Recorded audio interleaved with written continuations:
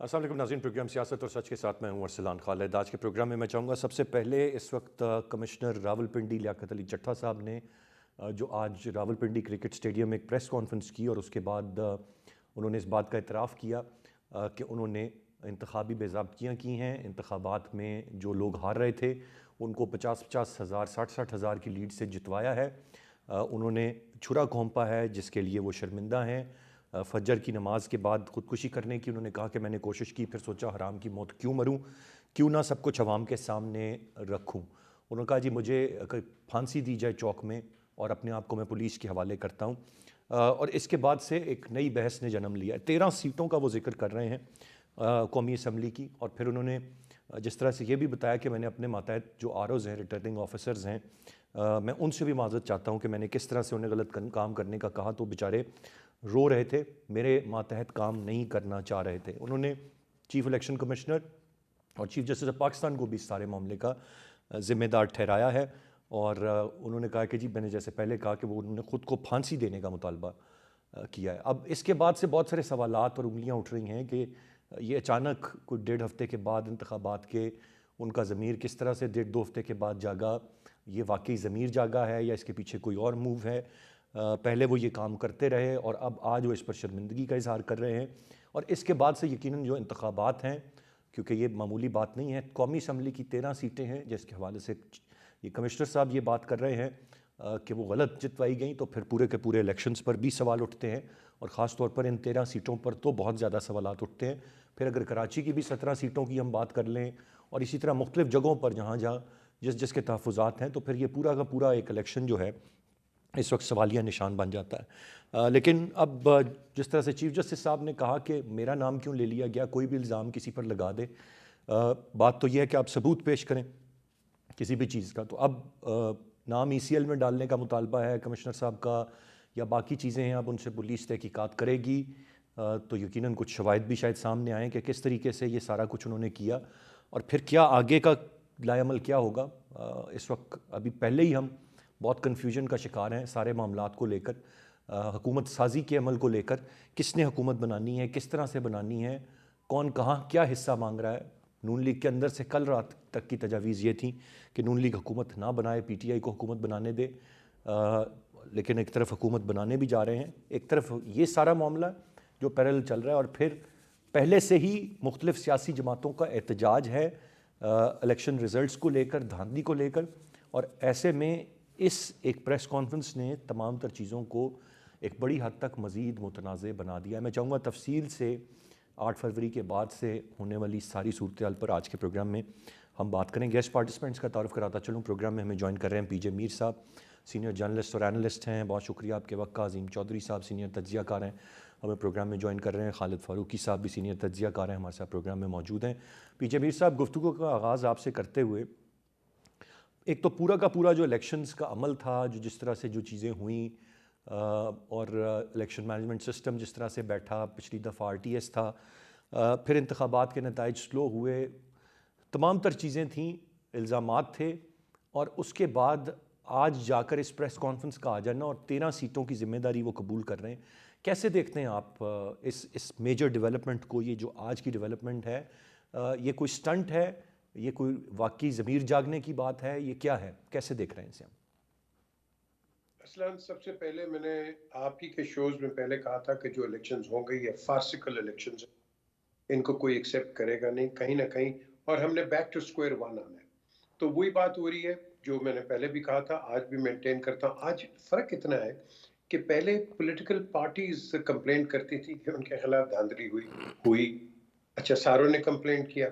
लेकिन अब आपने जो कमिश्नर की बात की है, तो फिर हम बड़े उस पर सवालात उठ रहे हैं कि जी अब ये 9 दिन किधर थे, 8 दिन किधर है। कॉन्शियंस आपको बता के नहीं उठती है, ये उठ जाती है और आपने उस चीज को लेना है इन लेटर इन स्पिरिट। कई कंस्पिरेसी थ्योरीज हो गई हैं जी, कई इनको कहा गया ये हुआ, फलाना हुआ, ये हुआ। ये छोड़ दें बात।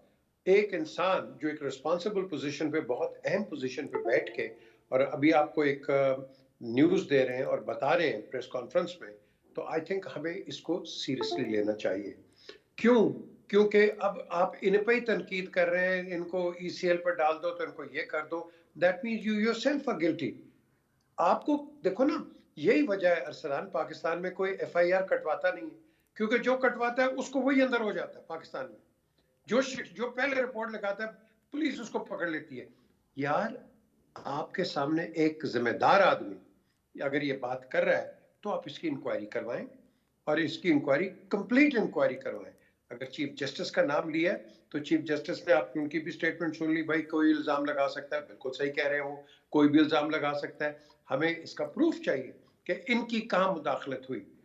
इन पे काफी तनकीद आई, चीफ जस्टिस पे भी आपने एक पार्टी का साइन ही हटा दिया, बिल्कुल टोटल कर दिया। मैंडेट लोगों का है, आपका तो नहीं है मैंडेट। जी। आप कहां से आके एक उसको खत्म कर सकते हैं। तो यहाँ बड़ी कॉम्प्लिकेटेड एक सिचुएशन है, और it develops into a quagmire as जैसे अंग्रेजी के अंदर। यहाँ सिर्फ एक ही इसका सोल्यूशन है कि आप अगर कंप्लेंट आ रही है, इंटरनल्स की कंप्लेंट आ रही है, आप इसको इंक्वायरी करवाएं और एक इंडिपेंडेंट बेंच बिठवाएं। वो आपको बता देंगे मैं ये कर रहा हूँ, वो कर रहा हूँ। उस आदमी ने तो जिंदगी से हाथ धो दिया है। वो जैसे आपने कहा, वो खुदकशी की भी करने की कोशिश कर रहे थे, नहीं हुई, फिर उन्होंने कहा मैं अपने आप को बिल्कुल एक्सपोज करता हूँ, वो भी उन्होंने कर दिया। तो नेक्स्ट स्टेप ये है कि आपने जो सारी पार्टीज कंप्लेंट कर रही थी, अब एक दो पार्टीज उनको कंप्लेंट करना शुरू कर दिया, उन पे क्रिटिसाइज करना शुरू कर दिया। तो which means that they themselves are not honest. वहां वो ठीक है, पहले काम आ गया, रिजल्ट आ गया, ठीक है। अगर अंदर से आपको कोई बात बताता है, यार ये देखो कितना गलत आदमी है, ये तो बिल्कुल ही खराब आदमी है, तो इसका एक ही इलाज है, आप इंसाफ का तकाजा कहता है कि ये जो शख्स है, इसने जो बात की है, इसको पब्लिक इंक्वायरी के तहत आप सुने। डेफिनेटली पीजे मीर साहब, यूर राइट कि इसकी इंक्वायरी की तरफ तो डेफिनेटली जाना चाहिए। लेकिन ज़ाहिर है इनकी पूरी आज की ये प्रेस कॉन्फ्रेंस जब हुई है और उसके बाद से मुख्तलिफ बयानात और चीज़ें, मुख्तलिफ चीज़ें हमें सुनने को मिल रही हैं। कोई ये कि किस तरह का कंडक्ट था इनका, इनकी रिप्यूट क्या थी ब्यूरोक्रेसी में। फिर कुछ ने कहना शुरू किया कि शायद इन पर करप्शन के चार्जेस थे और उनकी तहकीकात होनी थी, उनसे बचने के लिए ये सारा कुछ है। लेकिन ये तो बड़ी मुश्किल में अपने आप को डाल रहे हैं। अगर करप्शन से सिर्फ बचना है या उनकी तहकीकात से बचना है तो वो तो कह रहे हैं मुझे चौक में फांसी दे दें, ख़ुद को पुलिस के हवाले कर रहे हैं। अजीम चौधरी साहब, क्या खबरें हैं आपके पास? ये how do you see this move? क्या हुआ, क्या है, मामलात किस तरफ जा रहे हैं और किस तरह देखते हैं इस प्रेस कॉन्फ्रेंस को आप? और इसके बाद क्या कुछ तब्दील होगा या बस एक दो दिन बयानात होंगे, चीज़ें चलेंगी और फिर will forget and move on? बहुत शुक्रिया अरसलान। 12 इलेक्शन हुए पाकिस्तान में, 12 के 12 रिजल्ट्स मुतनाज़ रहे। हम इस बात पे सब मुत्तफ़िक़ हैं, पहले भी बात कर चुके हैं कि रिजल्ट्स को कोई तस्लीम नहीं करेगा, हर कोई एतराज़ करेगा।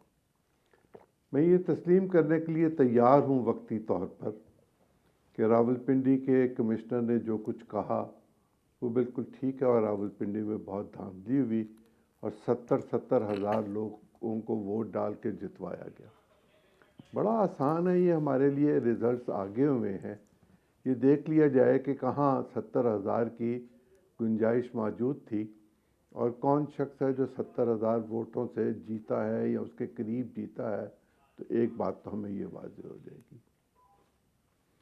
दूसरी गुजारिश ये कि अगर ब्यूरोक्रेसी के ज़रिए ये काम किया गया है तो ऐसी ही ब्यूरोक्रेसी KPK में भी तो मौजूद थी। वहाँ पर इस तरह का नतीजा क्यों नहीं आया कि किसी शख्स ने उठ के ये कहा हो और उसका ज़मीर जाग गया हो कि जी 70,000 वोट मैंने डाले हैं। अगर पंजाब में डाले जा सकते हैं तो KPK में भी डाले जा सकते हैं, और अगर KPK में डाले जा सकते हैं तो बलूचिस्तान में भी डाले जा सकते हैं, और इसी तरह सिंध में भी डाले जा सकते हैं। एक कमिश्नर का इंतखाब के साथ कोई बराह रास्त ताल्लुक़ नहीं होता, कत्तन कोई ताल्लुक़ नहीं होता। मुझे थोड़ी सी आवाज़ बढ़ाएं जी अजीम चौधरी साहब की। जी चौधरी साहब। एडिशनल डिप्टी कमिश्नर इनके ताल्लुक़ होता है, यही लोग आरोज़ होते हैं और यही आगे मामलात लेकर चलते हैं। अब जब उन्होंने कहा कि हम अभी तक ठप्पे लगा रहे हैं, तो भाई जहाँ ठप्पे लगा रहे थे उसकी एक तस्वीर ही हमें दे देते। अगर उनके पास ये इखलाकी जुर्रत पैदा हो गई थी कि वो ये बात कहें और ख़ुदकुशी के लिए भी तैयार हो जाएं, तो वह शख्स जिसने 4-5 दिन पहले अमेरिका का वीज़ा लगवाया हो और अगले महीने की 12 तारीख को वो अपनी नौकरी से रिटायर हो रहा हो, उसका ज़मीर जागना बिल्कुल ठीक है, जाग गया, किसी भी वक्त जाग सकता है। और अगर तो उसको एहतिशाम के साथ जागता तो बहुत ज़्यादा अच्छा होता कि वो ये सारी बात आके सुप्रीम कोर्ट के सामने कहते कि जी मैं हाजिर हो गया हूँ और ये कुछ मैंने देखा है, ये उसके प्रूफ्स हैं और इसकी रोशनी में इस इंतखाब को जो है वो ख़त्म कर दिया जाए, हो जाता। भट्टो साहब के दौर में 77 में शिकायत आई थी, मैसिव शिकायत आई थी, इलेक्शन कमीशन को गई थी। तरीक़ाकार है, आप जब हुकूमत में काम कर रहे होते हैं तो आप एक्स्ट्रा कोड भी पढ़ते हैं और उस पर अमल भी करते हैं। आपको पता होता है कि मुझे किस चैनल के ज़रिए क्या करना है। एक कमिश्नर का ये काम नहीं कि वो पब्लिक में खड़ा होकर या सोशल मीडिया पे खड़ा होकर या मीडिया के सामने आकर एक प्रेस कॉन्फ्रेंस फरमाए और नौकरी से इस्तीफ़ा दे के चला जाए। अपने हाथ से लिखा हुआ इस्तीफ़ा उनका आप पढ़ लीजिए और देखिए उनकी कितनी खूबसूरत हैंड राइटिंग है और कितनी अच्छी अंग्रेज़ी उन्होंने लिखी है। तो उसी में ये लिख देते हैं कि जी मैंने रिगिंग कराई थी और रिगिंग कराने के नतीजे में मेरे पास ये डॉक्यूमेंट्री प्रूफ्स हैं, मैं ये प्रूफ्स दे रहा हूँ, इसकी रोशनी में मैं इस्तीफ़ा भी दे रहा हूँ और इंक्वायरी जो है उसकी भी रिक्वेस्ट करता हूँ। अब वो गिरफ़्तार भी होंगे, इंक्वायरी भी होगी, ECL पे भी आएंगे और जो उन्होंने बदनामी करनी थी पाकिस्तान की वो उन्होंने कर दी। मैं ये नहीं कहना चाहता कि किसी के कहने पे की, किसी के इशारे पे की, किसी के मोटिव्स को पूरा करने के लिए की, लेकिन पंजाब गवर्नमेंट का एक एम्प्लॉई, पंजाब गवर्नमेंट का एक एम्प्लॉय 20वें ग्रेड का जो यकीनन AC भर्ती हुआ होगा और PCS के ज़रिए आया होगा और मैक्सिमम जगह पर आ गया, इसका मतलब ये है कि इससे ज़्यादा सलाहियत का वो मालिक नहीं था। कहीं ना कहीं कोई ना कोई कमी मौजूद थी कि वो ग्रेड 21 या 22 की तरफ नहीं जा सका। मुझे नहीं पता उनके सर्विस रिकॉर्ड में क्या क्या रहा, लेकिन मैंने सुना कि वो शायद चीफ मिनिस्टर हाउस में भी काम करते रहे। तो इस हवाले से भी उनके पास बहुत सारी इन्फॉर्मेशन होंगी। अब उन्होंने एक पिंडोरा बॉक्स खोलने की कोशिश की है, या तो पूरा खोल दें और ताकि इलेक्शन जो है उसको ख़त्म कर दिया जाए। इलेक्शन का ख़त्म होना कोई बड़ी चाहूँगा बात चौधरी नहीं साहब जरा होगी। इसको इफ यू कैन प्लीज और सम इट इलेक्शन अप, जो दूसरी आपने पूरा का पूरा आर्गुमेंट बिल्ड किया है, मतलब this doesn't seem normal to you. ये कोई इतना आसान नहीं है कि बस ज़मीर जागा और ये प्रेस कॉन्फ्रेंस की, आप इसके पीछे बहुत कुछ देख रहे हैं, मैं यही समझ पा रहा हूँ, ऐसा ही? देखिए इसके पीछे सबसे बड़ी वजह तो पाकिस्तान की सिविल ब्यूरोक्रेसी की तनज़्ज़ुली है। राइट। और पाकिस्तान में अब सिविल सर्विस के लोगों को कॉन्स्टिट्यूशनली कहीं प्रोटेक्शन नहीं दी जाती कि अगर आप कोई काम कर रहे हैं और आप पर कोई दबाव आ रहा है तो कॉन्स्टिट्यूशन आपको प्रोटेक्ट करेगा, आपको विक्टिमाइज नहीं किया जाएगा, नौकरी से नहीं निकाला जाएगा, जेल में नहीं डाला जाएगा, ट्रांसफ़र नहीं किया जाएगा, OSD नहीं बनाया जाएगा। इस तरह की कोई चीज़ नहीं है। मुमकिन है वो मेरे दबाव में आकर ये सब कुछ कह रहे हो, मुमकिन है मैंने दबाव ही ना डाला हो। ये चीज़ें अब इन्वेस्टिगेट हो ही जाएं तो अच्छा है। राइट। मैं ज़रा सर चॉइस खालिद फारूकी साहब को शामिल गुफ्तगू करूँ, खालिद फारूकी साहब का पॉइंट ऑफ व्यू ले लूँ। खालिद साहब, आप कैसे देख रहे हैं इस डेवलपमेंट को और इसके असरात क्या देखते हैं आप? कुछ होंगे या बस ये भी बस 1-2 दिन की खबरें हैं और फिर ख़त्म हो जाएगा मामला? ये जो अजीम चौधरी साहब ने सारी बात की है, मैंने ये भी सुनी और पी जंगीर साहब जो बात आज आज जब हम, ये आवाज आ रही है? जी जी, मुझे आ रही है सर। अच्छा, ये जो सारी सिचुएशन जो पैदा हुई है, अब इसको इतनी आसानी से रूल आउट नहीं किया जा सकता है किसी एक राय, कोई एक राय कायम करके। ना तो अभी हम ये कह सकते हैं कि ये सरासर बातें गलत हैं, ना हम ये एक्सेप्ट कर सकते हैं जो कुछ कमिश्नर साहब ने कहा ये दुरुस्त है। लेकिन ये जरूर है कि ये एक बहुत ही गैर मामूली वाकया और इंतखाबात जिन पर पहले ही एक उनकी साख जो थी वो कुछ दांव पर लगी हुई थी, अब इन्होंने ये बयान दे के तो इंतखाबात को बिल्कुल उड़ा के रख दिया। पर इसके पीछे मोटिव्स क्या हो सकते हैं, क्या हैं, क्या ऐसा मुमकिन है? पाकिस्तान में देखिए कुछ भी हो सकता है और साजिश करने वाले लोग जो होते हैं वो किसी भी जगह मौजूद होते हैं। जहां तक सियासी मकासद का ताल्लुक होता है, अब डिवीजन इतनी गहरी हो गई है कि कोई भी ऑफिसर किसी भी जगह पे किसी अपने सियासी हलीफ के लिए या जिसको वो समझता हो, अपना लीडर समझता हो, उसके लिए कोई भी इस तरह की हरकत भी कर सकता है। भारत जो कुछ कमिश्नर साहब ने कहा, इसके पीछे अभी तक कोई उन्होंने एविडेंस नहीं दिया और एविडेंस दिए बगैर उन्होंने पूरे पाकिस्तान को गंदा कर दिया है, इंटरनेशनली भी और पाकिस्तान के अंदर भी। यकीनी कि एक ऐसा माहौल पैदा कर दिया है जिसमें संभलना शायद बहुत ही हद तक बड़ा मुश्किल हो चुका है। कमिश्नर ने ऐसा क्यों किया, इसके बारे में मैंने कहा कि वो इन्वेस्टिगेशन एक होनी चाहिए। अगर अभी तक कोई उनको अरेस्ट भी कर लिया गया, अगर अभी तक कोई इन्वेस्टिगेशन के लिए कमेटी कायम कर दी गई होती, आला कमेटी कायम कर दी गई होती, कोई जुडिशियल इंक्वायरी का ऑर्डर हो चुका होता, तो मेरे ख्याल में ये ज्यादा बेहतर था। क्योंकि हम जानते हैं जिस वक्त हम बात कर रहे हैं, इससे कुछ देर के बाद चीफ इलेक्शन कमिश्नर ने अपना एक इजलास बुलाया है इलेक्शन कमीशन का। तो अगर ये इजलास अभी जो उन्होंने बुलाया है, इस पे एक दिन का इंतजार कर लिया जाता है, तो पता चल जाएगा कि कमिश्नर के जो उनके इल्जामात हैं, उसकी तहकीकात के लिए हम कहां तक आगे जा सकते हैं, क्या कर सकते हैं। पर मैं ये समझता हूं कि किसी भी निगरान सरकारी वज़ीर आला मुलाजिम, पंजाब ने तो तहकीकात का हुक्म दे दिया है, अब वो कब शुरू होंगी, कब अंजाम देखिए को। जो तहकीकात का हुक्म दिया, इससे हटके मैं समझता हूं कि फेडरल गवर्नमेंट को इसमें तहकीकात का हुक्म देना चाहिए था। मैं ये समझता हूं कि हमारी सुप्रीम कोर्ट को इस बारे में तहकीकात का हुक्म देना चाहिए था और इसके लिए ऑर्डर करना चाहिए था, क्योंकि उन्होंने इन्वॉल्व कर दिया चीफ जस्टिस को भी, उन्होंने इन्वॉल्व कर दिया चीफ इलेक्शन कमिश्नर को भी, और उन्होंने इन्वॉल्व कर दिया हमारी हुकूमत को भी, जो मर्कजी भी है, सूबाई भी। जब इस लेवल तक वो जाके लोगों को इन्वॉल्व कर रहे हैं, चीफ जस्टिस को, मैं जो चीफ जस्टिस से आके वजाहत दी रिपोर्टर्स के सामने, मीडिया के सामने, मैं तो नहीं समझता कि ये कोई मुनासिब इक़दाम है। चीफ जस्टिस को मीडिया के सामने नहीं आना चाहिए, चीफ जस्टिस को अपने फोरम की हद तक रहना चाहिए। वहां पे वो इसके सो मोटो लें, वहां पे कोई एक्शन लें, गवर्नमेंट को कोई एडवाइस करें। इसके बारे में अदलिया को, आला अदलिया को अपने फोरम की हद तक रहना चाहिए। सही। अगर ये देखिए चीफ जस्टिस का जो तकद्दुस है, उनके इदारे का जो तकद्दुस है, अगर इस तरह उसको मजरूह किया जाने लगे, और जैसा चीफ जस्टिस ने फरमाया कि ये तो कोई बात ना हुई कि आप इल्जाम लगाएं और इल्जाम का आपके पास कोई, और पाकिस्तान में वो ऐसा होता रहा है, अब भी हुआ है। राइट, ये खालिद फारूकी साहब, ब्रेक ये की जो जाने काम मुझे हुआ, बढ़ने का कहा जा रहा है, मैं ब्रेक से वापस आकर मज़ीद बात करते हैं, साथ रहिएगा जी। Welcome back. पीछे बीर साहब, मैं आपसे जानना चाहूँगा, अब जितनी जो चीज़ें हुई, कराची पे एतराज़ात थे, GDA सरापा एहतजाज, जमात इस्लामी, पाकिस्तान तहरीक इंसाफ, पीपल्स पार्टी सड़कों पर नहीं आना चाहती लेकिन खुश नहीं है पंजाब के रिज़ल्ट से, कहीं पर कुछ और बातें हैं। अब और फिर ये जो आज हो गई, ये जो प्रेस कॉन्फ्रेंस, इसके बाद आप क्या समझते हैं, ये इंतखाबात अब इनकी क्या हैसियत रह गई है, और ये क्या हुकूमत साजी इसके बाद हो सकती है। और जिस तरह से कल मैं बात कर रहा था कि एक शहरी की दरख्वास्त है जो समात के लिए मुकर्रर हुई है कि कलअदम करार दिया जाए इन इंतखाबात को, ये इंतखाबात की अब कोई वैल्यू रह गई आपकी नज़र में? नहीं जी, कोई वैल्यू नहीं है।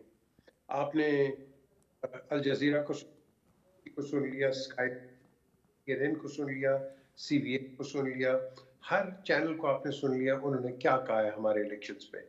और वो कहते हैं ना, to put the icing on the cake, आज आपके कमिश्नर ने एक बात कर दी, तो बेसिकली बाहर से तो आपके खिलाफ ये आ रहे थे। EU की रिपोर्ट आप पढ़ लें, उन्होंने लास्ट पैराग्राफ उसमें पढ़े, आप क्या कहा है, लास्ट पैराग्राफ बड़ा एमिनेंट है वो। अब आपका जो हाई कमिश्नर है, ये जो कमिश्नर है, इन्होंने भी बात कर दी है। तो जो आपका सवाल है वो तो वहीं निगेट हो जाता है कि भाई देखो, बात सुनो, ये इलेक्शंस ठीक नहीं हुए। आप M9 पे देखें, वो जलसा का कल कर रहे हैं, मोटरवे ब्लॉक कर रहे हैं, तो वो वही चीज करना है जो ये इलेक्शन कमिश्नर बता रहा है। तो ये जो इलेक्शन, ये क्या है, कमिश्नर जो बात कर रहा है। अब सवाल यह उठता है, हमने करना है इसको डैमेज कंट्रोल। डैमेज कंट्रोल किस तरह करेंगे? आपने एक इंक्वायरी करानी है, आपके पास बड़े इसके अंदर क्वेश्चंस हैं। इसके अंदर सबसे पहले तो आप पूछेंगे, भाई तुम्हारे पास प्रूफ क्या है जो कि हम सब बात कर रहे हैं, बताएं आप किस पे ये बात करते हैं।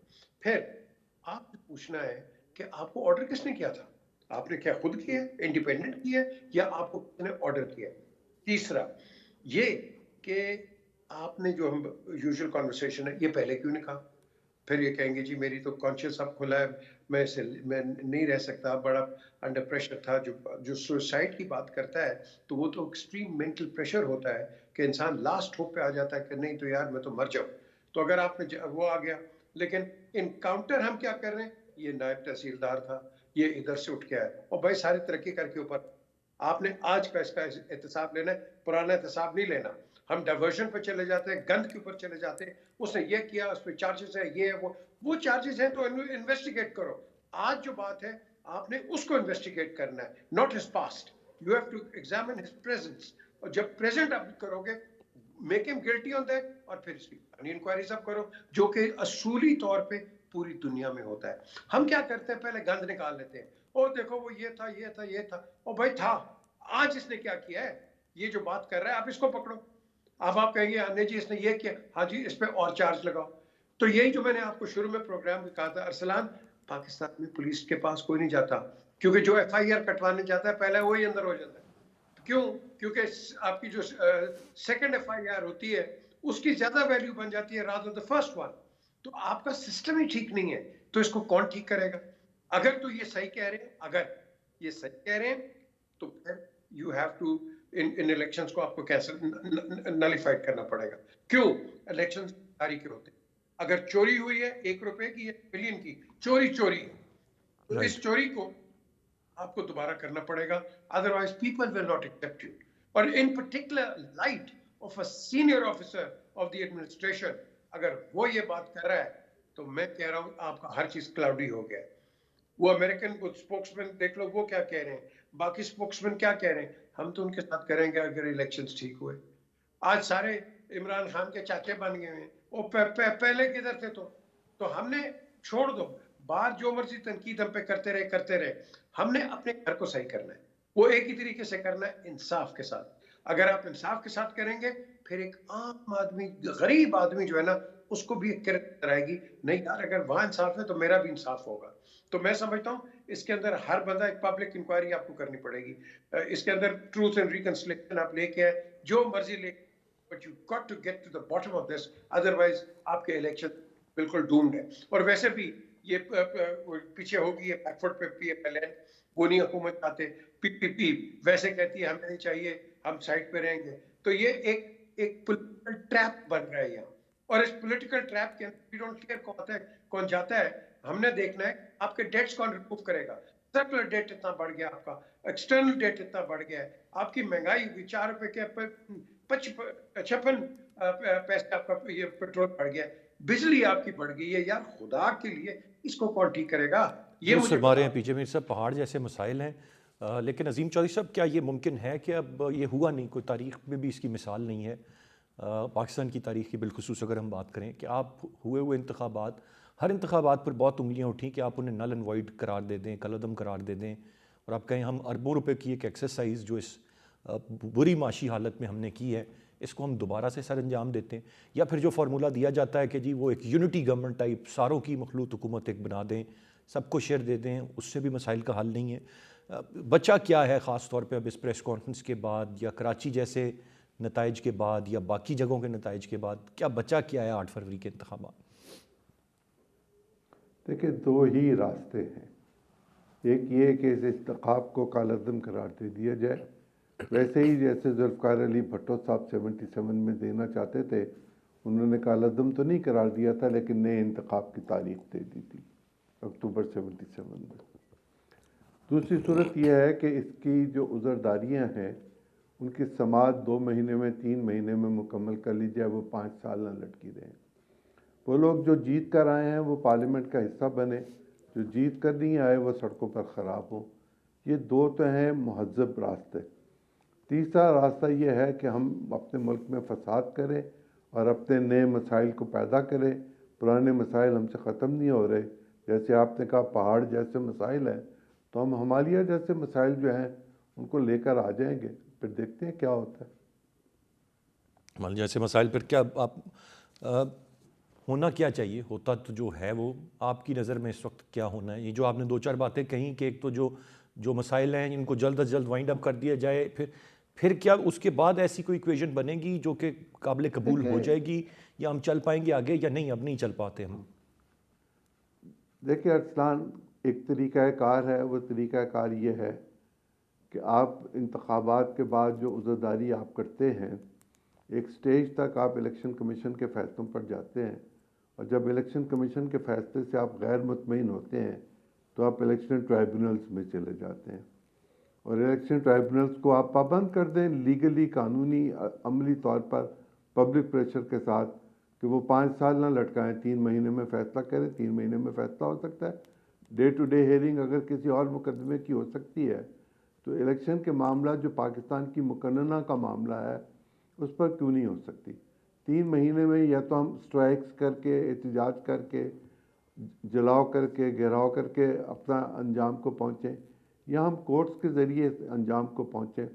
और तो कोई रास्ता महज़ब तरीका है नहीं, और अगर महज़ब तरीका इख्तियार करना है तो फिर कोर्ट्स के ज़रिए कर लिया जाए। कोर्ट्स के ज़रिए फिर वो तरीका इख्तियार कर लिया जाए आपकी नज़र में। खालिद फारूकी साहब, आप कैसे देखते हैं व्हाट्स अ वे फॉरवर्ड? कोई, मैं आखिरी सेगमेंट में इस पर तो आऊँगा कि अब जो कुछ भी है हुकूमत साजी कैसे हो रही है, लेकिन इस वक्त जो ये हालात बन गए हैं, जितना मुतनाज़ सारा मामला हो गया है, समझते हैं कोई अहमियत, वैल्यू रह गई है इन इंतखाबात की, या एक एक्सरसाइज इतने अरबों रुपए लगा के हमने की और उसका कोई फ़ायदा नहीं हुआ? इंतखाबी मशक को बिल्कुल बेसूद करार दे देना, ये तो कोई दुरुस्त बात नहीं होगी। ये इंतखाबात हुए हैं, इसमें बहुत से हल्के ऐसे हैं जहां पे धांधली के जो इल्जामात हैं वो दुरुस्त भी होंगे, सही होंगे, लेकिन इसका ये मतलब बिल्कुल नहीं है कि आप कहें कि इंतखाबात को टोटली कलअदम कर दिया जाए। मुझे ये बताइए, जब जब बानी पीटीआई अपनी पार्टी को ये इंस्ट्रक्शन दे रहे हैं कि हमने जब तक हमें हमारा हमारा मैंडेट नहीं मिल जाता, यानी वो थ्रू कोर्ट्स ही जाना चाह रहे हैं, थ्रू एपीलेट ट्रिब्यूनल ही जाना चाह रहे हैं ना, तो वो तो इस इंतजार में है। हम क्यों इंतखाबात को कलअदम करना चाहते हैं? वो तो कहते हैं कि हम पार्लियामेंट में बैठ के अपोजिशन का किरदार अदा करेंगे, और इस बात को पॉजिटिवली लिया जाना चाहिए ना। उन्होंने कह दिया वो पार्लियामेंट में बैठेंगे, उन्होंने कह दिया वो केपीके में हुकूमत बनाएंगे, उनकी ख्वाहिश है वो पंजाब में हुकूमत बनाए। बहुत अच्छी बात है, वो यकीनी तौर पे अगर उनके पास ये अक्सरियत है तो वो पंजाब में भी हुकूमत बनाए, वो केपी में भी हुकूमत बनाए जहां उनकी बनती बिल्कुल नजर आ रही है, और वो मरकज में अगर हुकूमत बना सकते हैं तो बनाए। मसला इस वक्त सिर्फ ये है कि पीटीआई के पास इस वक्त कोई इत्तेहादी नहीं है। जो इत्तेहादी, ये 2013 के जो इलेक्शन हुए थे उसमें क्या धांधली के इल्जाम नहीं लगे थे? लेकिन वो पार्लियामेंट चली थी। अब भी ये है कि ये पार्लियामेंट इसको चलने दिया जाए, इसके अलावा इसका कोई हल नहीं है। अगर आप इन इंतखाबात को कलअदम कर देंगे तो अगले इंतखाबात को कौन तस्लीम करेगा? क्या उस वक्त जो दूसरी पार्टियां जो हारने वाली होंगी वो इंतखाबी नताइज को कबूल कर लेंगी? अब पीपल्स पार्टी की जो सिंध में अक्सरियत जिस तरह की है, जो उसकी पार्टी पोजीशन है, जिसको कोई भी वहां चैलेंज करने नहीं जाता, वो बड़ी ठीक बात है कि वहां सिंध में एहतजाज भी हुआ है और बड़ा अच्छा एहतजाज हुआ है, लेकिन सिंध में पीपल्स पार्टी की पोजीशन को कोई चैलेंज तो नहीं करता। पंजाब में जितना हिस्सा बनता था नून लीग का, हो सकता है कि कुछ निशिस्तों पर कोई ऐसे वाकयात हुए हों जहां पे हम समझे कि जनाब कहीं धांधली का एलिमेंट शामिल हो गया, लेकिन इसका कहीं कहीं किसी तौर भी ये मतलब नहीं लिया जाना चाहिए कि आप इंतखाबात को कलअदम करने की बात करें। जो कमिश्नर के इल्जामात हैं, कमिश्नर के इल्जामात की जब तक इंक्वायरी नहीं होती, जब तक वो इल्जामात दुरुस्त साबित नहीं होते, इस बात को मजीद बढ़ावा नहीं दिया जा सकता।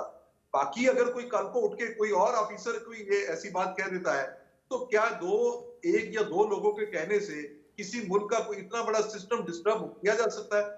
ऐसा कतई तौर पे नहीं होता। अमेरिका, यूरोपीय यूनियन, लेकिन खालिद फारूकी साहब, ये एक या दो लोगों के कहने की सिर्फ बात नहीं है। पीजे मीर साहब ने अभी हवाला दिया कि ईयू की रिपोर्ट क्या बताती है, इंटरनेशनल मीडिया क्या कमेंट करता है, अमेरिका के क्या रिजर्वेशंस हैं, विद इन कंट्री क्या रिजर्वेशंस हैं, आम आदमी की राय मांग लें। मैं उन्हीं की बात करने लगा हूं। ये देखिए, ये जो अमेरिका या यूरोपीय यूनियन या कोई और जो इंटरनेशनल फोरम्स हैं, वहां पे बात होती है मिसाली इंतखाबात की। हमारे इस सब कॉन्टिनेंट में कहां मिसाली इंतखाबात होते रहे हैं? क्या बांग्लादेश में मिसाली इंतखाबात? मेरा कहने का ये मतलब बिल्कुल नहीं कि पाकिस्तान में मिसाली इंतखाबात नहीं होने चाहिए, लेकिन हमारे सामने बांग्लादेश में इंतखाबात हुए, इसी अमेरिका ने शोर मचाया, इसी यूरोपीय यूनियन ने शोर मचाया, लेकिन उन इलेक्शन को फिर एक्सेप्ट कर लिया गया। आप ग्राउंड रियलिटी की तरफ आए, यहां भी मुझे यही नजर आता है आने वाले दिनों में कि अगर पाकिस्तान के अंदर कोई तहरीक चली तो उसका सिवाय इस बात के कि हमारे सिस्टम को नुकसान पहुंचे, हमारा सिस्टम जमहूरियत की पटरी से उतर जाए, मेरा ये खदशा और मुझे ये अंदेशा है कि मुल्क टोटली जमहूरियत से अलग ना, उसके रास्ते से हट ना जाए। इसका नुकसान हो सकता है, हमारी मईशत को ये नुकसान पीर हो पगारा सकता साहब है। ने कल जिस खदशे का इजहार किया है वो उसी तरफ आप भी इशारा कर रहे हैं कि उन्होंने कहा इमरजेंसी लग सकती है, मार्शल लग सकता है। मुझे देखिए, इमरजेंसी लगाने की तो शायद यहाँ पे कोई ना जुर्रत करे कि इमरजेंसी लगाने वाले जो इकदाम होते हैं वो कुछ मतलब शायद वहां पे अगरचे ये हल्का इकदाम होता है लेकिन इसकी इजाजत कोई नहीं देगा।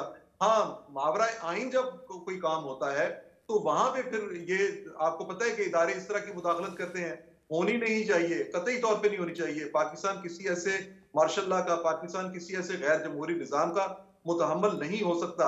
आपकी इंटरनेशनली आपकी रिस्पेक्ट नहीं रहती, ऐसा कतई तौर पे नहीं होना चाहिए। लेकिन पाकिस्तान में इस सिस्टम को इसकी खामियों और खूबियों के साथ चलाना है। जहां पे धांधली हुई है उसके खिलाफ हमारी अदलिया को एक एक्टिव रोल प्ले करना चाहिए। अदलिया को पीटीआई से उन शिकायत के बारे में तफसीली तौर पे पूछना चाहिए कि जहां जहां वो समझते हैं कि यहां धांधली हुई है, जहां धांधली हुई है वहां पे इलेक्शन कमीशन के को इस तरह की इंस्ट्रक्शन दी जा सकती है कि वो एक मुकर्रर अरसे के अंदर उन सीटों के बारे में फैसला करे। फिर पार्लियामेंट, मौजूदा पार्लियामेंट के अंदर ही अगर तादाद किसी पार्टी की अक्सरियत की अकलियत में बदलती है और अकलियत अक्सरियत में जाती है तो इसको एक्सेप्ट किया जाना चाहिए, ना कि आप एक नए इंतखाबात की बात करें। वो इंतखाबात पाकिस्तान में एक नया इंतशार लेके आएंगे, राइट जैसे सर, ये सही इंतखाबात के बाद एक इंतशार की सूरत बन रही है। सही। मैं चौधरी साहब ज़रा एक कमेंट मुझे इस पर चौधरी साहब आप कर दें, ये जो पीर पगाड़ा साहब की कल वाली बात थी या जिसकी तरफ खालिद फारूकी साहब ने इशारा किया, इस पे क्या कहेंगे आप? कोई ऐसी सूरत हाल की तरफ भी खुदा न खास्ता हम बढ़ सकते? देखिए, ये छोटे पीर पगाड़ा साहब ने ये नहीं कहा कि मैं GHQ का आदमी हूँ। बड़े पीर साहब भी कहा करते थे। कल की उनकी गुफ्तगू में उन्होंने बहुत सारी चीज़ों की निशानदेही करने की कोशिश की, बहुत सारे इशारों किनारों में बात की, बहुत सारी खुल के बात की, लेकिन मुझे कहीं माशाल्लाह का कोई इम्कान नज़र नहीं आता। मुझे इमरजेंसी का फ़िलहाल कोई इम्कान नज़र नहीं आता। मुझे 29 तारीख तक पाकिस्तान की पार्लियामेंट फ़ाल होती नज़र आती है और मैं इस खुशफहमी में ही रहना चाहता हूँ। 29 तारीख तक पाकिस्तान की पार्लियामेंट फॉल होती नज़र आती है और आप इसी खुशफहमी में रहना चाहते हैं। ये अब मैं ब्रेक के बाद ज़रा ना इस पे आऊँगा कि पार्लियामेंट फॉल तो होगी, कौन बैठेगा इन बेंचेस पे, कौन बैठेगा उन बेंचेस पे, कौन होगा हुकूमत में, कौन होगा अपोजिशन में, तगड़ी हुकूमत होगी या तगड़ी अपोजिशन होगी, क्योंकि कुछ हो नहीं रहा अभी तक। मतलब अब तो ये सूरत हाल है कि कल तजावीज़ जो दी गई हैं और जो सुनी गई हैं वो नून लीग के अपने ही कैंप से था कि भाई नहीं पड़े इस चक्कर में, मत लें हुकूमत, बनाने दें PTI को हुकूमत। अब सूरत हाल ये, एक पुरानी तकरीर भी इस वक्त चल रही है ख्वाजा साद रफ़ीक की, और उनका भी एक बयान भी है कि PTI पीपल्स पार्टी के साथ मिलकर वफाकी हुकूमत बनाए। उन्होंने कहा जी कि कोई एक वो पुरानी तकरीर है उनकी कि वक्त आएगा जब कोई ये लेना ही नहीं चाहेगा हुकूमत या वजारत उज़्मा। ये आज ऐसी एक सूरत हाल बनी हुई है इस वक्त मुल्क में। पहाड़ जैसे मसाइल में बार बार कहता हूँ, और इस तरह के इंतखाबात के नताइज और उन पर किसने हल करने हैं मसले, ब्रेक के बाद इस पर बात करते हैं जी, साथ रहिएगा जी। Welcome back. PJ मीर साहब, ज़रा आप कुछ बात कर लेते हैं। जो कुछ हो गया वो तो हो गया, फॉर्मेशन ऑफ गवर्नमेंट की तरफ हम बढ़ रहे हैं। जिस तरह चौधरी साहब ने कहा कि वो इस खुशफहमी में रहना चाहते हैं, पार्लियामान को देख रहे हैं वो। अब दो तरह की तजावीज़ हैं। PMLN ने वैसे तो विक्ट्री स्पीच अपनी कर दी थी, तो ऑब्वियस था कि they going to form the government, लेकिन वो पीपल्स पार्टी ने कहा कि जी वजारतों में हम नहीं होंगे, आपको सपोर्ट करेंगे। अब दो तजावीज़ आई हैं। एक तो PMLN के कैंप से जो PMLN को ही मिल रही हैं तजावीज़, वो ये हैं कि जी आप बनाने दें PTI को पीपल्स पार्टी के साथ मिलकर या किसी भी तरीके से हुकूमत। दूसरा ये कि अगर नहीं तो फिर आप पीपल्स पार्टी को विफाक में शामिल किए बगैर, यानी कि वो सिर्फ सपोर्ट दे रहे हों, हिस्सा ना हो गवर्नमेंट का, तो हिस्सा ना, आप गवर्नमेंट ना बनाएं। अब ये फॉर्मेशन आपको किस तरह की नज़र आ रही है इस वक्त गवर्नमेंट की बनती हुई? पहले तो आपको बता दूं कि हम हर चीज प्रीएम्प्ट कर देते हैं। आप पहले, मैं प्रीएम्प्ट करता हूं कि ये जो आपने अभी जिसकी बात कर रहे थे कमिश्नर की, मैं आपके सवाल पे भी आता हूं।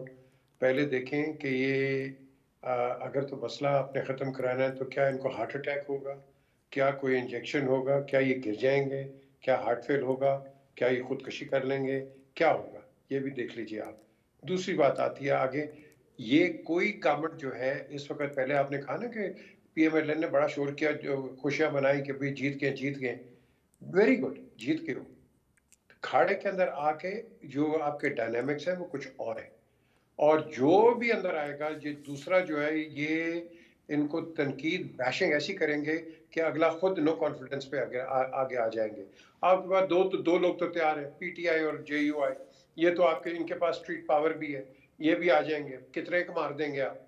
तो ये अगर रोड पे आ जाते हैं, नो कॉन्फिडेंस, बिकॉज यहाँ मैंने जो पहले कहा है, जब तक आप एक नेशनल गवर्नमेंट या यूनाइटेड गवर्नमेंट नहीं बनाएंगे, दूसरे जो आप कह रहे हैं ना, जो ऑपोजिशन में होंगे, ये इनको ठहरने नहीं देंगे। ये क्यों नहीं ठहरने देंगे? इन्होंने वोटर्स को अपीज करना है। देखो, हम तो है नहीं है, ये कुछ डिलीवर नहीं कर रहे। अगर ये सब एक वोट में आ जाएंगे, चांसेस आर कि आपकी नेशनल क्रिटिसिज्म कम हो जाएगी, लेकिन आपकी जो डिलीवरेंस है भले स्लो हो, लेकिन डिलीवरेंस मोड में आप चले जाएंगे, क्योंकि हम ना, हमारे मुल्क में ना हम काम करने देते हैं ना करेंगे। ये हमारा एक मोटो ऑपरेंडी है। इसके अंदर everybody's will be a stakeholder and, और सारों का एहतसाब हो जाएगा उसके अगले इलेक्शंस के साथ। और ये एक ही तरीका है, इनको एक ही किश्ती में बैठाओ और उनको बच्चों काम करो पाकिस्तान के लिए, वरना तुम्हें भी डिस्कार्ड करके, जिस तरह अभी इंडिपेंडेंट्स आए और भी इंडिपेंडेंट्स किसी और पार्टी के आ जाएंगे, बिल्कुल इंडिपेंडेंट आ जाएंगे। सो हमने अगर तो चलना है आगे तो ये आपको मिलजुल के चलना है, और जैसे भी पार्लियामेंट है आपको करनी पड़ेगी। आपने हुकूमत चलानी है, वो यार आपको तो ट्रांच आगे बैठा हुआ है, तो क्या नॉन गवर्नमेंटल ट्रांच कहां से लेके आएंगे आप?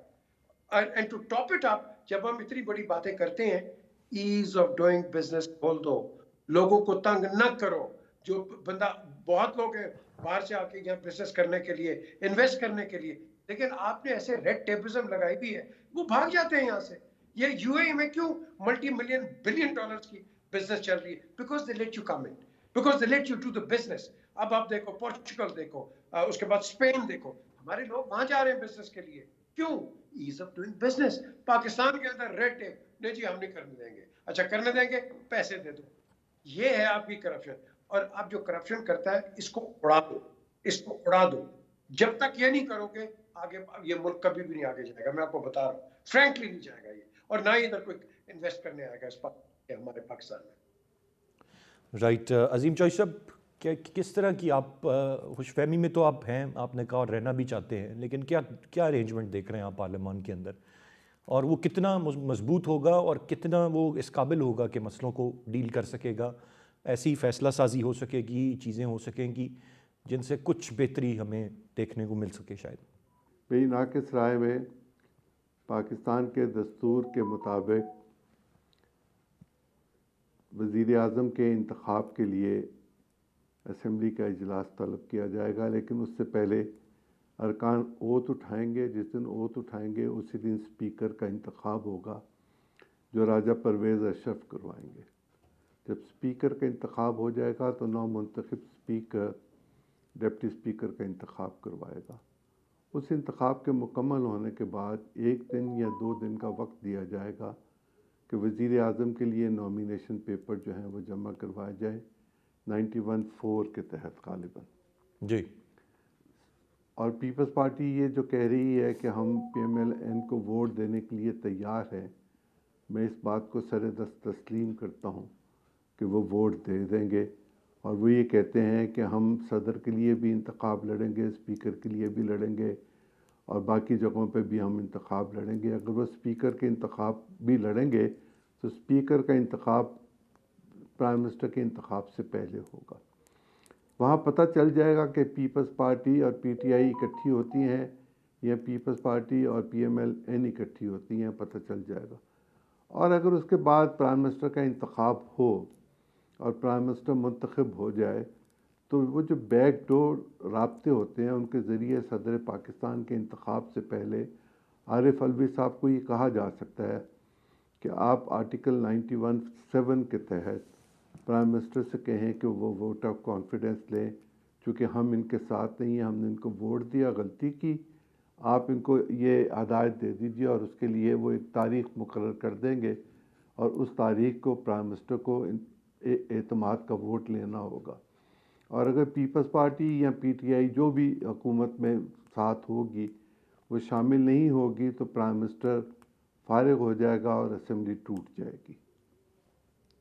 असेंबली टूटने के बाद सूबाई असम्बलियाँ इंटैक्ट रहेंगी, लेकिन कौमी असम्बली का इंतखाब जो है वो दोबारा करवाना होगा। कौमी असम्बली का इंतखाब जो है वो फिर आप समझते हैं कि दोबारा होगा? वैसे मुझे एक चीज़ चौधरी साहब बताएं और मैं फिर आगे बढ़ता हूँ। कोई आपके पास इत्तला है कि कोई बैक चैनल कहता है? जी, दोबारा से कहिएगा चौधरी साहब। देखिए, मैं तो अपने घर के कमरे में बंद होता हूँ, मेरे पास कहाँ से इत्तला आएगी? आप लोग जो खबरें देते हैं मैं उनको देखकर समझने की कोशिश करता हूँ। कोई बैक चैनल राब्तों की खबर कहीं उड़ती उड़ती किसी दोस्त साथी से पहुंची हो आप तक, जो PTI और पीपल्स पार्टी के दरमियान हुआ हो? बैक चैनल कभी बंद नहीं होते। खालिद फारूकी साहब के लिए लोग मौजूद होते हैं। क्या एतजाज साहब से बेहतर कोई बैक चैनल हो सकता है? बिल्कुल नहीं। नहीं वो हो सकता। बेहतर चॉइस है, नहीं हो सकता। क्या तो गौहर खुद क्या है? गौहर तो एतजाज़ साहब के चैम्बर में काम करते थे, अभी भी वहीं काम करते हैं, ठीक है, वो पार्लियामेंट का हिस्सा हो गए। इस तरह मेरा ख्याल है 40-50 लोग तो होंगे दोनों तरफ से जो बात पहुंचा सकते हैं। क्या लतीफ़ खोसा और बिलावल भुट्टो की अदालत के दरवाजे पे मिल सकते हैं तो कोई मैसेज नहीं दिया जा सकता? बिल्कुल दिया जा सकता मैसेज हमेशा नॉन कंसर्न आदमी के ज़रिए दिया जाता है जिसका कोई अपना मफाद नहीं होता। है। Right choice.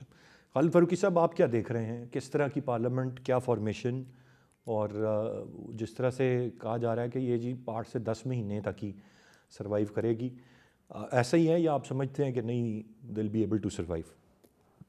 नहीं, देखिए, मेरी अपनी राय ये है कि अगर अगर ये सिस्टम जो है और ये पार्लियामेंट जो है, अगर ये स्मूथली अपने बिजनेस शुरू कर देती है और पार्लियामेंट का इजलास होता है, हुकूमत साजी हो जाती है, तो ये हुकूमत वो होगी जो अगरचे बड़े गैर यकीनी के और इल्जामात की सियासत के बाद वजूद में आएगी, बनेगी, लेकिन इस हुकूमत को एस्टेब्लिशमेंट का मुकम्मल ताउन हासिल होगा।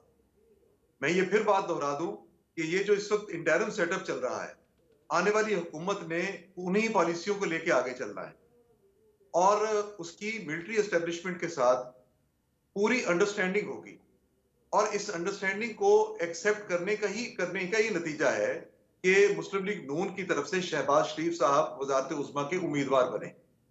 जहां तक बात है बैक चैनल एक राब्ते की, वो पॉलिटिकल पार्टी के दरमियान होता भी है और होना भी चाहिए और रहना चाहिए, लेकिन हमें ये भी मालूम होना चाहिए कि जो पिछली हुकूमत थी पीटीआई की, उसमें पीटीआई के अंदर ऐसे लोग मौजूद थे, फवाद, चौधरी फवाद और इस तरह के कई और लोग मौजूद थे। राइट जी, पॉइंट आ गया। बहुत शुक्रिया अदा करना चाहूँगा मैं तीनों रिस्पेक्टेबल गेस्ट का। गुफ्तगू आपने सुनी। इस वक्त यकीनन हम एक ऐसी सूरत हाल में हैं जहाँ पर फॉर्मेशन ऑफ गवर्नमेंट एक बड़ा मामला है। किस तरह की गवर्नमेंट बनेगी, कितनी मजबूत होगी, कितना मसाइल को डील कर पाएगी, ये तमाम तर सवालात हैं जिनके जवाब हमें यकीनन आने वाले दिनों में मिलेंगे। लेकिन इट्स अ फैक्ट कि ये इस वक्त कोई भी खुशी खुशी गवर्नमेंट लेना या बनाना नहीं चाह रहा। जो भी गवर्नमेंट लेगा उसको पता है कि कितने चैलेंजेस हैं, कितने मसाइल हैं जिनसे नब्ज़ आज़मा होना है। उम्मीद करते हैं जो भी हुकूमत बनाए बेहतर अंदाज में मुल्क को आगे लेकर चल सके और मसाइल को ओवरकम कर सके। आज के प्रोग्राम से इतनी। अरसलान खालिद को इजाज़त दीजिए।